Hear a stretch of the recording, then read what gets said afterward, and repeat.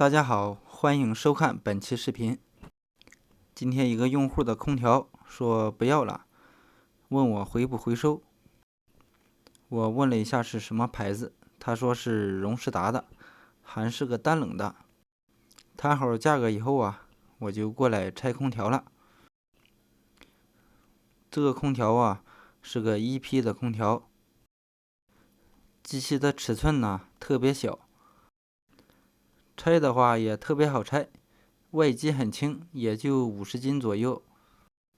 这个牌子的空调还真不多见，大家经常听说的可能有荣仕达的洗衣机和冰箱，但是空调的话很少见。不过这个空调是个单冷的，一般也不会出问题。机器的参数大家也看到了 ，KF25 的 KF 就代表单冷，如果是 KF2 就代表冷暖。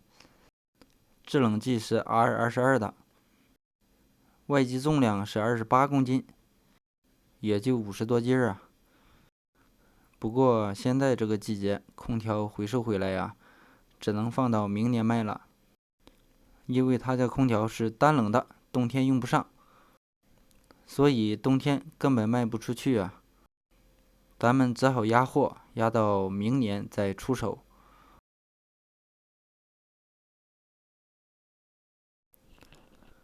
这个就是空调的室内机，管子挺长的。用户说，当时安装的时候加了1米多管子。室内机瞅着外观挺新的，生产日期写的是2020年生产的。用户说，这个空调安装上以后也就用了20多天，然后一直到现在就没用过。这个空调管是挺长的，但是我仔细看了一下，它这个荣仕达的空调原厂带的管是铝管的，这个特别明显，管子外边包了一层黑皮，接头的地方露出来白白的铝管，然后加的这1米多这个是铜管的，用气焊接到一块的。所以说这个空调便宜管子也不行。当时用户买的时候一共花了800多块钱，相当便宜了。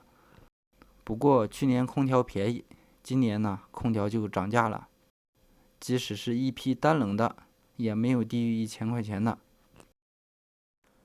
空调拆完以后，从楼上把空调现在全部扛下来了，现在就把空调装车准备回家了。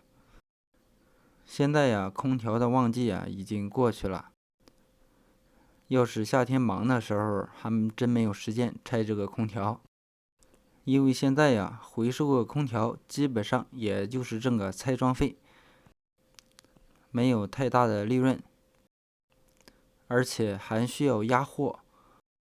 不忙的时候干干还行，夏天忙的时候真是没有时间回收了。